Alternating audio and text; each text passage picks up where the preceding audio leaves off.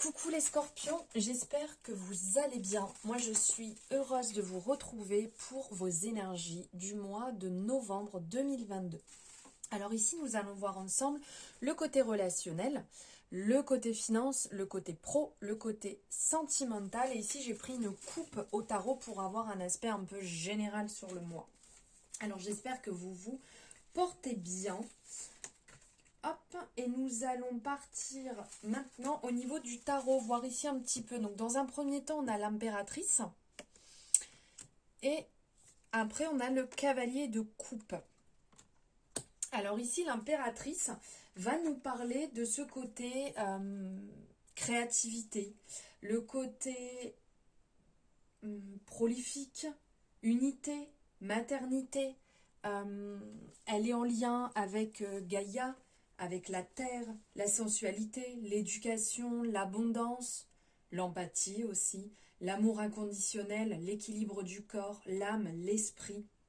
En fait, vraiment, l'impératrice, elle veille sur la terre avec un amour inconditionnel. Ici, elle a vraiment, cette carte a une très belle représentation, ici où elle a le ventre plein, où on voit le monde qui est représenté au travers de son ventre, la mer qui est là, l'abondance, on voit ici aussi bien la représentation dans ses cheveux qui peut nous faire penser à du lierre, on a le cycle ici lunaire, il y a vraiment toute cette abondance, cette énergie, cet amour, cette énergie qui est ancrée, qui est positive, la créativité, pardon, le miracle de la vie entrelacé en fait, c'est vraiment très beau.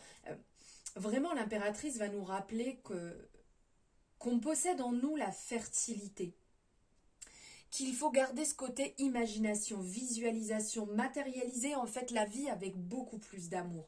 On est riche d'abondance, on est riche de fertilité, on peut donner naissance à notre avenir. Et il ne faut pas oublier qu'il n'y a aucun blocage que les miracles de Gaïa ne seraient surmontés.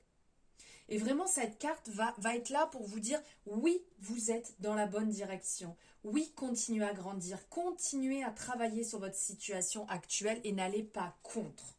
Et d'un autre côté, on a ce cavalier là de coupe, qui est très charmeur, ici qui est représenté. Il pose son chapeau à côté, il est assis décontracté avec ses roses dans la main. À côté, on a cette couverture avec à l'intérieur on a des fruits, on a comme un petit bol tibétain là qui représentait une carte, une enveloppe avec un sceau rouge dessus, on a le cheval qui est très élégant derrière dans des belles énergies roses douces.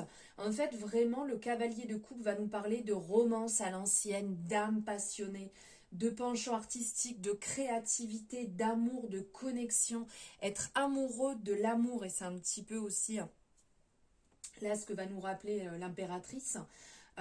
Ici, en fait, il ne faut pas oublier d'être en symbiose avec ses émotions, de ne pas être à côté. De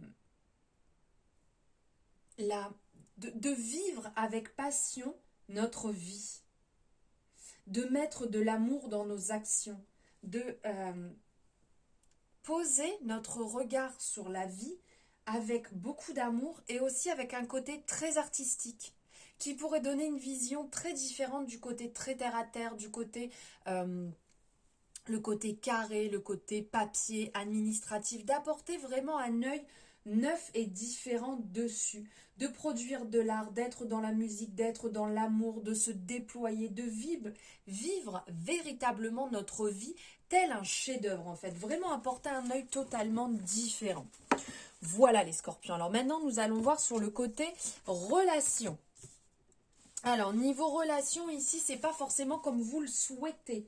Il y a des relations un peu compliquées actuellement dans votre entourage et vous apportez peut-être certains préjugés sur ces relations.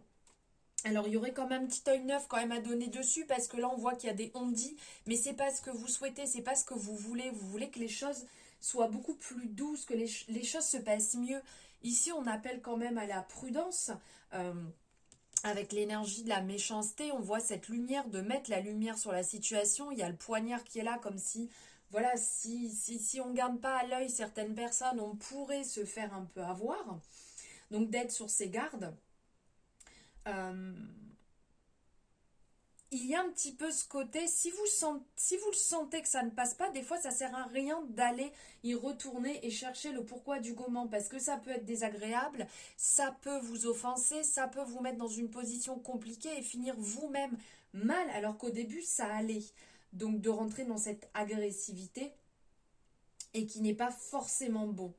Euh, après c'est vous qui voyez comment le gérer, mais là on ressent vraiment que c'est pas ce que vous souhaitez et que des fois ça sert à rien de nourrir ce côté on dit, enfin non dit, à ce qui paraît, cette personne a parlé comme ci, comme ça, parce que là on est dans les relations, donc avec la famille, les relations avec les amis, avec les collègues, avec les personnes qui nous entourent, le voisinage, et il y a des personnes, certes, qui vont avoir cette intention nuisible, mais ne nourrissez pas cela et essayez au maximum peut-être de vous lever. Ça sert à rien d'aller rentrer dedans, essayer de s'immiscer et comprendre le pourquoi du comment et d'être peut-être un petit peu piquant. Ensuite, nous allons voir ici le côté finance. Ok. Alors au niveau finance, ici, il y a du bouleversement, il y a certainement des dépenses, des choses à régler vis-à-vis de la maison, puisqu'on a la maison qui est ressortie ici, où vous êtes dans une énergie où il va falloir engendrer des frais. Vous avez peut-être plus envie, à la limite, entre guillemets, là, de vous barrer, d'aller voir un peu ailleurs la situation, mais là, il y a des choses à résoudre. Alors on dit que c'est pas forcément dramatique puisqu'ici on voit que les fondations sont toujours là, c'est juste qu'il y a certaines choses qui viennent compliquer un petit peu la donne et vous allez certainement avoir des dépenses ou des choses à régler qui n'étaient pas prévues ou peut-être devoir déménager, devoir changer en fait de lieu, d'où ce côté aventure et qui va engendrer cette sortie d'argent qui n'était pas forcément voulue, qui n'était pas prévue mais que vous devez mettre là actuellement dans cette situation. Ensuite, niveau pro.